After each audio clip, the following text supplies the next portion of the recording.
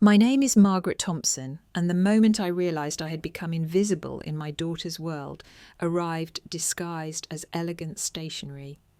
The envelope appeared on a Wednesday morning in April, nestled between utility bills and promotional flyers. I tore it open carelessly, assuming it was another advertisement, but the paper felt substantial, luxurious, intentional. Mr. and Mrs. David Thompson cordially invite you to witness the union of... I had to scan the words twice before they sank in. My daughter was getting married, and I was learning about it through formal mail. No personal call, no coffee date announcement, no excited sharing of plans. Just an impersonal printed notice, as if I were a distant acquaintance they felt obligated to include. Standing in my modest kitchen, the invitation balanced against a pile of unpaid statements, I processed this new reality. Sarah was 26 now, living in a sleek downtown apartment with panoramic city views and concierge service. I'd visited once, briefly. She worked in marketing and earned more monthly than I made in half a year, processing medical claims from a cramped office that reeked of stale coffee. Michael, her fiancé, was refined and articulate. I'd encountered him twice, once during Sunday brunch, once over the holidays. He surveyed my small home as though concerned about contamination, as if financial struggle might be contagious. The ceremony was set for August 12th at Riverside Manor. Formal attire requested, the fine print specified. I owned nothing appropriate. My nicest outfit was a charcoal grey dress, 3 years old, purchased from the discount section for Sarah's university graduation. Still, I held the card delicately, my thumb brushing across the raised lettering, heart oscillating between maternal pride and deep hurt. I was technically included, yet I had never felt more excluded from my daughter's existence. That night I dialed Sarah's number. She picked up after several rings. "Hi, Mom," she said, her tone detached, distracted. I could picture her multitasking, scrolling through social media while we spoke. "I received the wedding announcement," I said, forcing brightness into my voice. "Oh, great," she responded flatly, without warmth, mere acknowledgement. "Congratulations, sweetheart. Michael seems wonderful." A pause. "Yeah, he is. Listen, about the wedding, I'd love to contribute," I interrupted, already reaching for paper and pen beside my kitchen counter. "I know wedding planning can be stressful. Perhaps I could assist with arrangements or menu selection." "Mom, stop!" Her tone grew cold. "Everything's handled. Michael's parents are managing all the details." I wasn't referring to finances, Sarah. I meant participation, mother-daughter moments, helping choose flowers, being involved. "We've already decided everything," she said, with an audible sigh. "Just attend, okay? Wear something appropriate, but not too, outdated. Michael's family has certain expectations." Something appropriate, but not too me. I understood perfectly. "Of course," I replied, maintaining composure despite the familiar pain blooming in my chest. "I wouldn't want to cause any awkwardness." "It's not about awkwardness," she muttered, then quickly added, "Never mind. I have to go. Michael's cooking dinner." The line went dead, leaving only my refrigerator's quiet hum and the crushing weight of rejection. I stared at the phone, then at the invitation still resting on my table. The words "formal attire requested" seemed to mock me under the kitchen light. Requested, perhaps, but so was my presence. Barely. After that conversation, I made a choice. If I was destined to be an outsider at my own daughter's wedding, I would still arrive with dignity intact. For the following 4 months, I economized ruthlessly. I eliminated restaurant meals, walked to work instead of driving, and cancelled my streaming subscriptions. I clipped coupons methodically, tracked every expense, and refused all unnecessary purchases. By July, I had accumulated enough to buy a proper dress. Not just any dress, but one that would allow me to hold my head high among country club members and designer labels. I selected a deep sapphire blue gown, understated but elegant, from a boutique I'd never dared enter before. It cost more than I'd spent on myself in years. I purchased coordinating shoes, modest heels, with silver details. I had my greying hair professionally styled for the first time in over a decade. The stylist added gentle waves and subtle highlights, and when she turned me toward the mirror, I barely recognised the reflection. For a moment, I allowed myself to imagine Sarah's reaction. Maybe there would be a flash of surprise.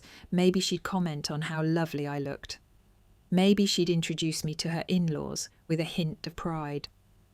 That morning, standing before my bathroom mirror, I touched the neckline of my gown and inhaled deeply. The woman looking back wasn't merely someone's mother. She was composed, present, complete. Whatever transpired that day, I would enter that wedding knowing I had honoured myself, not for Sarah, but for me. Because sometimes self-respect is the only gift you can offer yourself when others have forgotten your value. Riverside Manor exceeded my expectations. Immaculate gardens, perfectly trimmed hedges, a gleaming lake beyond. Expensive automobiles filled the circular driveway, BMWs, Audis, even several Porsches. I had detailed my 12-year-old Toyota Corolla the previous day, hoping it might seem less conspicuous. It didn't. Inside, the foyer radiated opulence with marble flooring and crystal fixtures. Guests socialised in designer gowns and custom tuxedos, their conversations echoing through the soaring ceilings. I moved carefully, my heels clicking against the polished stone, struggling not to feel so thoroughly misplaced. I located Sarah near the grand staircase, stunning in a black evening gown. Her blonde hair was impeccably arranged, her smile radiant as she chatted with Michael's father. Michael stood beside her, magnificent in attire that appeared magazine perfect. They resembled celebrities at a red carpet event. I approached, my heart hammering. Sarah's gaze met mine, her smile wavering, not with joy or recognition, but with something disturbingly like embarrassment. "Mum," she said, voice carefully controlled. "You came." "You look absolutely beautiful," I said, reaching to adjust her necklace as I had countless times during her childhood. She stepped back subtly, breaking the contact. "Thanks. You look fine." There was a hesitation before fine, just long enough to sting. Michael's father offered his hand. "You must be Sarah's mother, Robert Kellerman." "Margaret Thompson," I said, accepting his handshake. "Congratulations on welcoming such a wonderful daughter-in-law." "Indeed," he replied, with a polite smile before returning his attention to Sarah.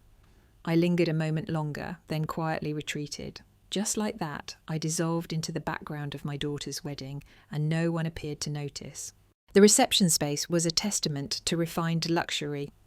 Ivory linens adorned circular tables, crystal glassware sparkled beneath chandeliers, and towering floral displays perfumed the air with the fragrance of peonies and lavender. Each table displayed place cards. I discovered mine at table 7, positioned in the room's farthest corner, directly adjacent to the service entrance. My table mates were strangers, an elderly gentleman with thick glasses, a young couple who seemed uncomfortable in formal wear, and several vacant chairs that would remain empty. We were obviously the afterthoughts. At the room's front sat the head table, Sarah and Michael centred, surrounded by his family. Table 1 housed the Kellermans' closest associates. Table 2 was designated for Michael's university friends and their spouses. Table 3, Sarah's sorority sisters. It was a clear hierarchy of significance and proximity. I settled quietly, trying not to feel humiliated. An older woman approached, looking uncertain. "Are you Sarah's mother?" she asked warmly. "I'm Dorothy, Michael's grandmother. Would you mind if I joined you? I don't recognise anyone else." "Please do," I said, grateful for friendly company. She sat beside me and leaned closer. "All this is quite spectacular, but it's not really my style, you know?" "I do," I said, smiling weakly. "But it's Sarah's special day. That's what counts." As the cocktail reception continued, I watched Sarah navigate the room like a seasoned diplomat. She shook hands, shared laughs, posed for photographs, making time for everyone except me. I convinced myself she'd visit soon, that she was simply overwhelmed, that I was being saved for a private moment. But as minutes accumulated, a familiar emptiness expanded inside me, slow, wide, and achingly recognizable, the sensation of being forgotten by the person you cherish most. Dinner commenced with choreographed precision. Servers in starched uniforms moved systematically, serving the head table first, then progressing through the numbered hierarchy. Tables 1 through 6 received their courses promptly. At our table, we waited patiently. Dorothy received her plate first, lukewarm but acceptable. Then the elderly gentleman, followed by the nervous couple. Then nothing. A flustered young server approached me. "I'm terribly sorry, ma'am. There was a kitchen error. Your meal will arrive momentarily." 25 minutes elapsed, then 40. Around us, other guests were completing their dinners, raising toasts and sharing private jokes. I sat quietly before an empty place setting, stomach rumbling, dignity eroding minute by minute. Eventually, a different server delivered my plate. The chicken was cold, the vegetables wilted, the rice appeared scraped from another dish and left under heat lamps. Dorothy glanced at it and whispered, "That's completely unacceptable." But I smiled and said, "It's perfectly fine. I'm just grateful to be here." That was a lie, but one I'd grown accustomed to telling. I was halfway through the cold chicken when I heard Sarah's voice carry across the room. She stood preparing for her thank you speech, but before addressing the guests, she turned toward Michael, speaking just loudly enough for nearby tables to overhear. "Did you notice they finally served my mum her dinner?" she said with a smirk. "She's accustomed to getting whatever's left over. She won't complain." Michael chuckled, sharp and dismissive. Several others joined in, following their lead. I set down my fork. My hands remained steady, though something inside me shattered completely. Dorothy looked appalled. "Did she just—" "I'm fine," I said again. But the words felt like ash in my mouth. Because that comment, that cruel observation was the truth, at least how she perceived me. After dinner, the lights dimmed and music swelled. Sarah and Michael stepped onto the dance floor for their first dance, moving together like a flawless couple in a romantic film. I observed from my corner, smiling politely, hands folded, my dress, my hair, my shoes, all chosen carefully for a moment I thought would matter. Then came the family dances. Michael's father led Sarah gracefully, his movements confident and proud. Sarah's new mother-in-law took Michael's hand next, swaying slowly, sentimentally. I waited. Surely my daughter would seek me out. Surely she hadn't forgotten. I'd imagined this moment repeatedly, had even rehearsed steps in my small apartment, dancing alone, while old songs played from my phone, filling the silence. But as the evening progressed, more relatives joined in, siblings, cousins, friends, all spinning and laughing under the golden lights. Sarah never glanced my direction.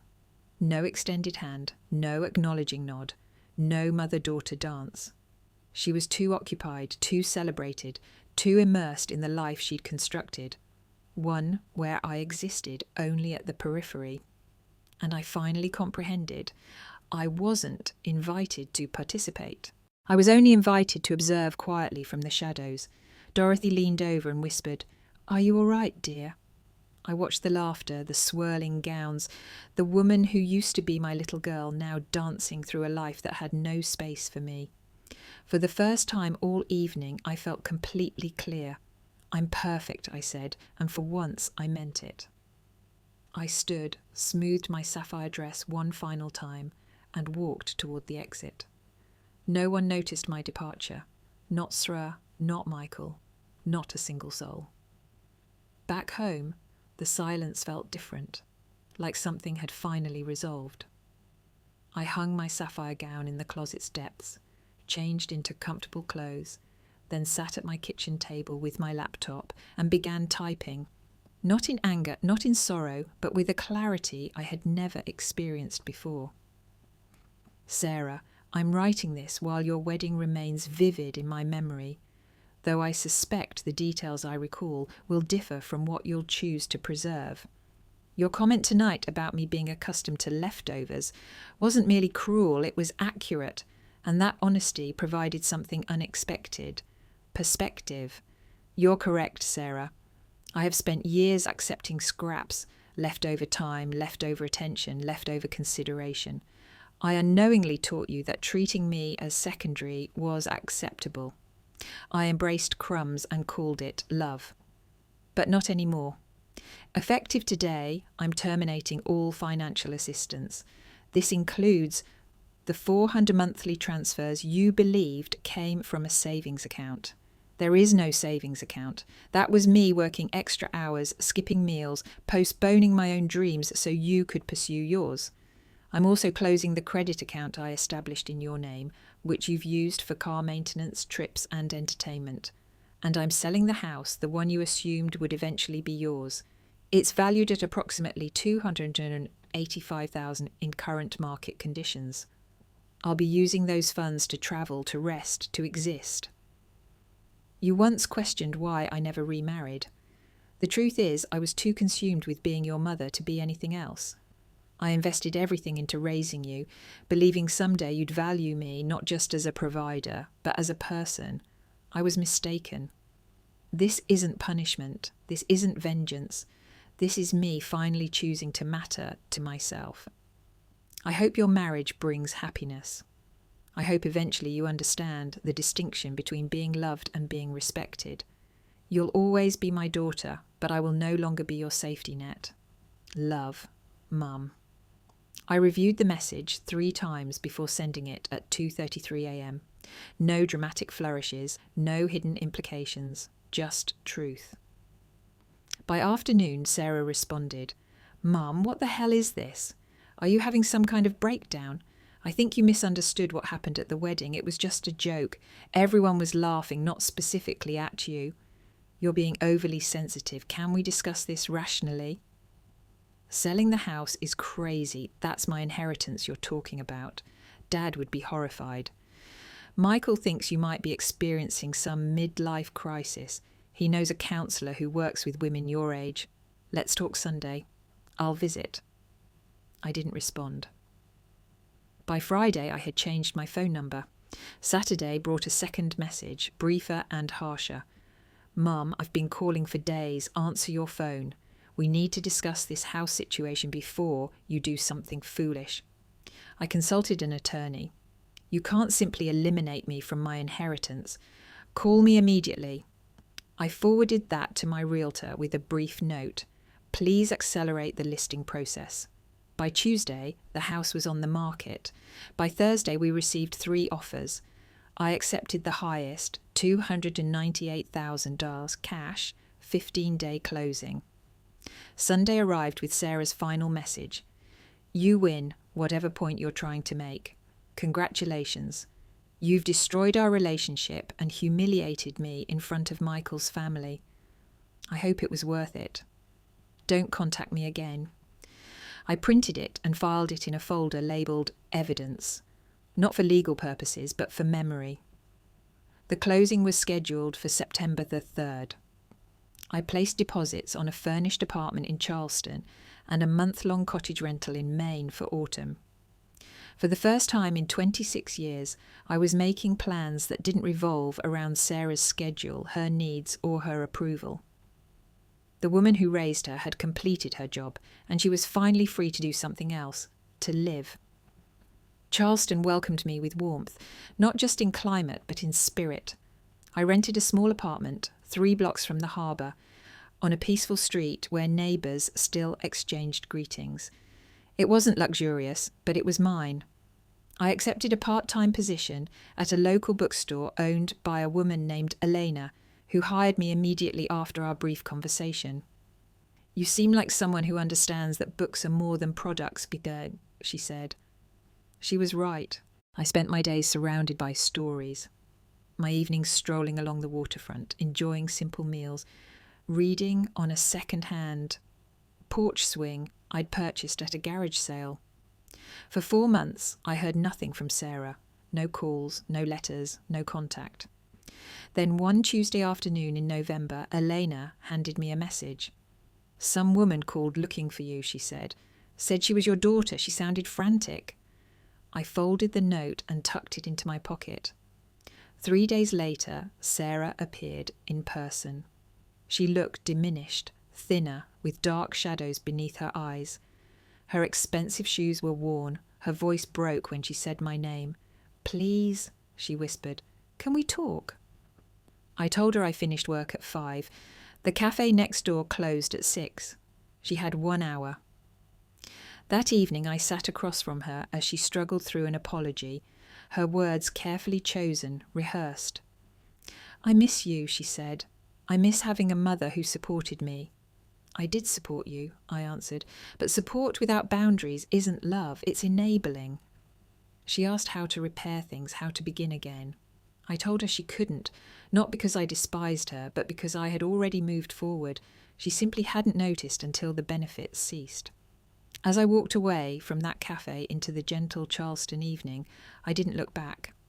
I had spent 26 years accepting leftovers. Now I was creating a life where I set the table, and this time I was choosing where I sat. If this story resonated with you, if it reminded you of the quiet sacrifices so many make in love's name, then let's discuss it. Have you ever given so much of yourself that nothing remained for you? Margaret's journey wasn't about vengeance or bitterness. It was about reclaiming dignity, about finally saying enough. If you believe in boundaries, in second chances for yourself rather than those who exploited you, then like this video, share it with someone who needs to hear it, and comment below. Because sometimes the most powerful response is simply choosing yourself.